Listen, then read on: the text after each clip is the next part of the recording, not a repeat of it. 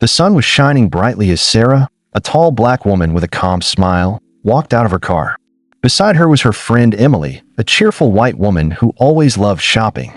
They were best friends, and today they planned to visit one of the biggest shopping malls in the city. Sarah wore a simple black dress and sneakers, nothing too flashy, while Emily had on a colorful outfit that screamed attention. The mall doors slid open, and the sweet smell of perfumes filled the air. Sarah's heart raced with excitement. She had been looking forward to this day, but not just for shopping. There was something special she wanted to do. She just hadn't told Emily yet. As they walked in, store clerks standing at the luxury section stared. Their eyes scanned the two friends up and down. Almost at once, they smiled at Emily and rushed to greet her. "Hello, miss. Welcome to our store. We have beautiful new arrivals just for you," one clerk said with a huge grin. Sarah looked around, waiting for someone to greet her too. But no one did. She held back her sigh. Instead of getting angry, she followed Emily inside. Emily was offered a seat. They placed water in front of her and even showed her new diamond jewelry. Sarah picked up a bag she liked, but no one came to help. She asked, "Excuse me, can I see this bag in another color?" The clerk didn't even look at her. She waved her hand and said, "One moment, please," then turned back to Emily. Sarah felt heat rush to her face, but she kept quiet. She didn't want to ruin Emily's day. Inside her heart, though, she thought, if only they knew who I really am. Emily was enjoying herself, trying on bracelets and shoes. Every time she asked for something, the clerks hurried to bring it. But when Sarah spoke, they ignored her. "Do you want to try these shoes?" Emily asked, noticing Sarah just standing. Sarah smiled softly. "Maybe later." "You go ahead." The clerks laughed lightly, whispering to each other. One even said in a low voice, "She can't afford this. Look at her shoes. Probably came here to watch her rich friend shop." Sarah heard them, but she said nothing. Instead, she looked at a sparkling necklace behind the glass. It reminded her of something from her childhood, a gift she once saw her mother admire but never bought. Sarah wanted that necklace more than anything. She asked again politely, "Can I please see that necklace?" The clerk rolled her eyes and said, "It's very expensive. Maybe try something more affordable." She then turned to Emily. "Would you like to try this one, miss? It would look perfect on you." Sarah's throat tightened. She had never been treated like this before. Or maybe she had, many times, but this time it stung more. Emily didn't notice. She was busy trying on earrings. Sarah stood there, quietly watching. She thought, if I tell them who I really am, everything will change. But why should I? Why should I beg for respect that should be mine from the start? The day went on like this. Hours passed. Sarah kept being ignored while Emily was treated like royalty. Finally, Emily told the clerk, "Actually, I don't have enough to buy these today. I was just looking." The clerk's smile fell. She quickly packed up the jewelry and said in a cold voice, "Well, thank you for visiting." Emily got up to leave. Sarah followed.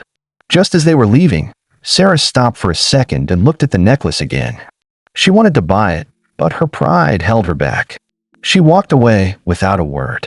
The clerks whispered again, "We knew it. They were just here to waste our time." What they didn't know was that Sarah's black card in her purse could have bought the whole store. And what they would soon discover was even bigger. Sarah was not just rich, she was a famous celebrity known around the world. But by the time they realized, it would already be too late. Emily and Sarah walked out of the store, their steps echoing against the shiny mall floor. Emily was smiling, swinging her purse. "That was fun," she said. "Even though I couldn't buy anything, I loved trying them on." Sarah forced a smile. Yes, it was fun, but inside, her heart was heavy. She kept seeing the face of the clerk who rolled her eyes at her. She kept hearing the whispers that she couldn't afford anything. Emily glanced at her. "You're quiet. Did something happen?" Sarah shook her head. "No, nothing." She didn't want to spoil the mood. She didn't want Emily to feel bad. They walked past another store, even more luxurious than the first. Emily's eyes sparkled. "Let's just look inside for fun," she said. Sarah hesitated. "Are you sure?" Emily nodded, dragging her friend along. The moment they stepped inside, it was the same story all over again. Clerks rushed to Emily, ignoring Sarah. They offered Emily perfumes, clothes, and shoes. Sarah stood at the side, invisible. This time, she felt anger rising. Her fists clenched, but she stayed calm. She thought, one day they will regret this. One day they will know the truth. Hours later, Emily was tired. "Let's get something to eat," she said. They sat at a small cafe inside the mall. Sarah sipped her drink silently. "Sarah," Emily said slowly, "are you okay? You've been so quiet today." Sarah looked at her friend and finally spoke. "Emily, didn't you notice? They ignored me the whole time. They treated me like I didn't belong there." Emily frowned, confused. "Really? I didn't notice." Sarah sighed. "That's the problem. You didn't see it because they were giving you all the attention. But to me, they acted like I was invisible." Emily blinked. "But why? That's crazy. You're amazing, Sarah. She stopped herself. Sarah leaned back. "It's not crazy. It's what happens. People see my skin before they see me." Emily looked down, ashamed. "I'm sorry. I should have noticed." Sarah gave her a small smile. "It's not your fault. But it still hurts." Her voice broke slightly, and Emily reached across the table to squeeze her hand. Sarah thought again, "They don't know who I really am. And maybe that's why this hurts more. Because if they knew, they would have treated me like a queen." Later that evening, Sarah went home. She opened her closet and stared at the rows of designer clothes, expensive shoes, and sparkling jewels. Her phone buzzed. It was her manager calling. "Sarah, don't forget tomorrow's charity event," the manager reminded. "You'll be the guest of honor. The press will be everywhere." Sarah smiled softly. "I know. I'll be ready." She hung up and sat on her bed. She thought about the clerks again. "Tomorrow, when they see me on the front page of every magazine, they will remember. They will remember the woman they ignored." But at that moment, Sarah wasn't thinking about revenge. She was thinking about the necklace, the one she left behind. She wanted it, not because it was expensive, but because it reminded her of her mother. She whispered to herself, "Maybe I'll go back, but this time not as invisible Sarah. This time as who I really am." The next day came quickly. Sarah dressed in a long silver gown for the charity event. Cameras flashed everywhere as she stepped out of her car. Reporters shouted her name. Microphones pushed toward her. "Sarah, Sarah, over here." She smiled and waved gracefully. Emily, standing beside her, was stunned. "Sarah, you didn't tell me it was like this." Sarah chuckled. "Now you see." They walked the red carpet, lights flashing. Sarah's face appeared on giant screens. Everyone wanted her picture, her smile, her story. In that moment, Emily understood everything. The clerks at the mall had ignored a woman who was famous, powerful, and loved by millions. They had judged her only by her skin and simple clothes. Emily whispered, "They're going to regret it." Sarah's smile didn't fade. "Yes," she said. "But by the time they realize, it will already be too late." Back at the mall, the clerks were busy folding clothes when one of them gasped. She was staring at her phone. "Isn't this the woman from yesterday?" she asked, showing the screen. It was Sarah on the red carpet, glowing in her silver gown, with headlines calling her a queen of the people. The other clerks gathered around.